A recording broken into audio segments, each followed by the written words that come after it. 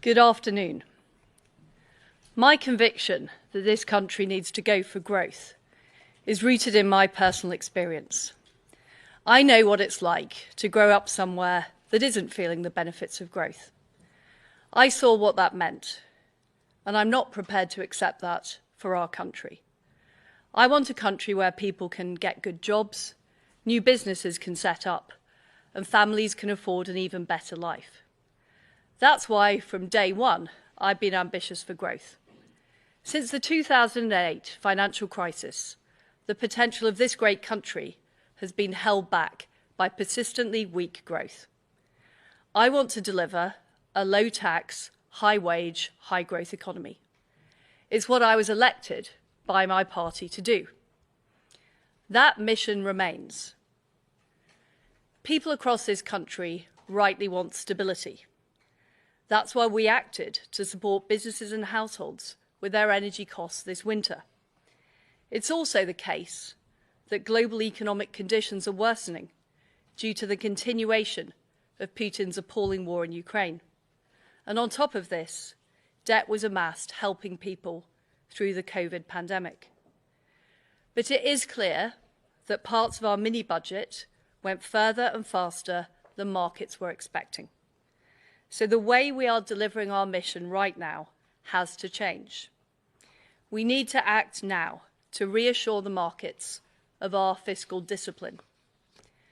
I have therefore decided to keep the increase in corporation tax that was planned by the previous government.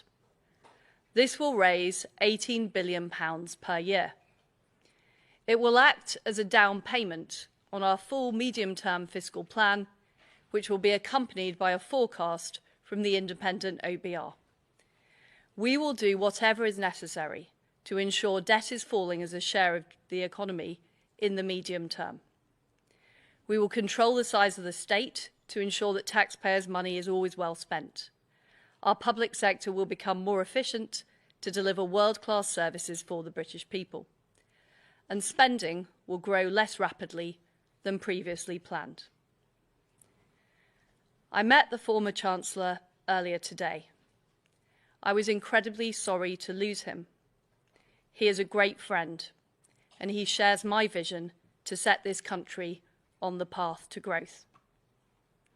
Today, I have asked Jeremy Hunt to become the new Chancellor. He's one of the most experienced and widely respected government ministers and parliamentarians, and he shares my convictions and ambitions for our country. He will deliver the medium-term fiscal plan at the end of this month. He will see through the support we are providing to help families and businesses, including our energy price guarantee that's protecting people from higher energy bills this winter. And he will drive our mission to go for growth, including taking forward the supply-side reforms that our country needs.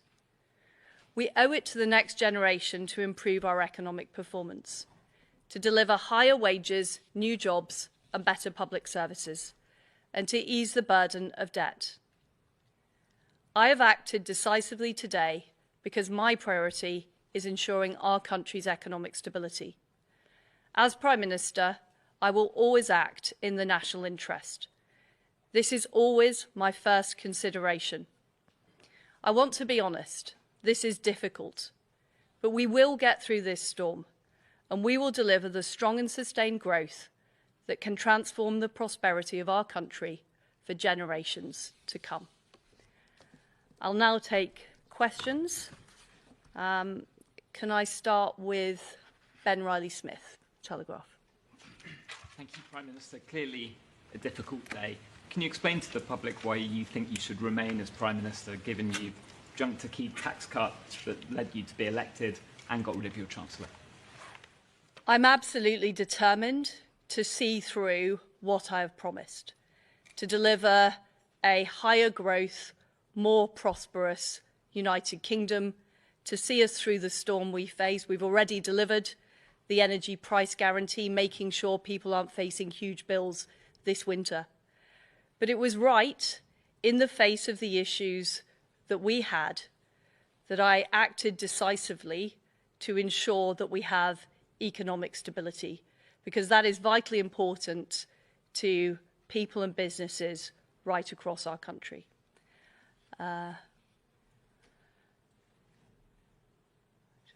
Harry Cole.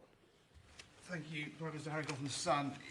You were the one that wanted to cut the 45p rate. You stood on a platform to win the leadership of the Conservative Party on a platform to cut corporation tax. You and the Chancellor, the ex-Chancellor, designed this budget together, in lockstep, we're told, at times in secret, the two of you. He has to go because of the fallout from it. How come you get to stay?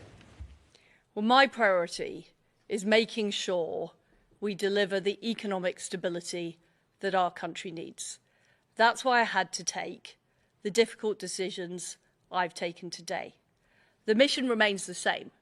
We do need to raise our country's economic growth levels. We do need to deliver for people across the country. We're committed to delivering on the energy price guarantee, which people are already seeing in their bills. But ultimately, we also need to make sure that we have economic stability, and I have to act in the national interest as Prime Minister.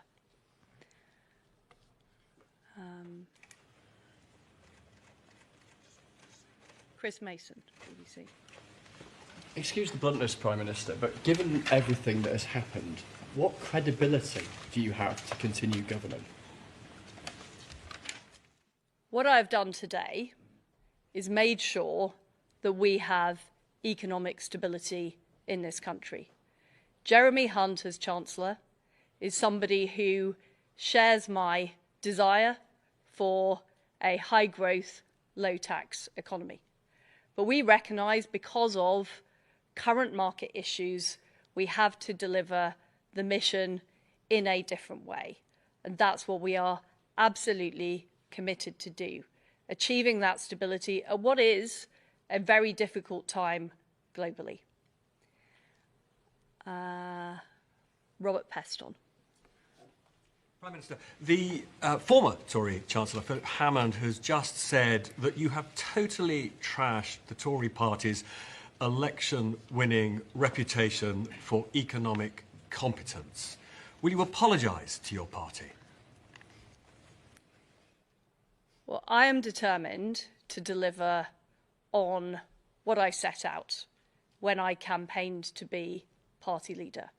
We need to have a high-growth economy, but we have to recognise that we are facing very difficult issues as a country.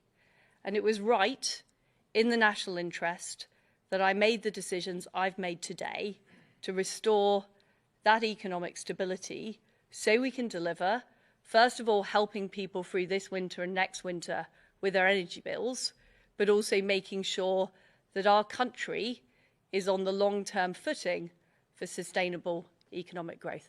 Thank you very much, everybody. Prime Minister, you're going to say sorry?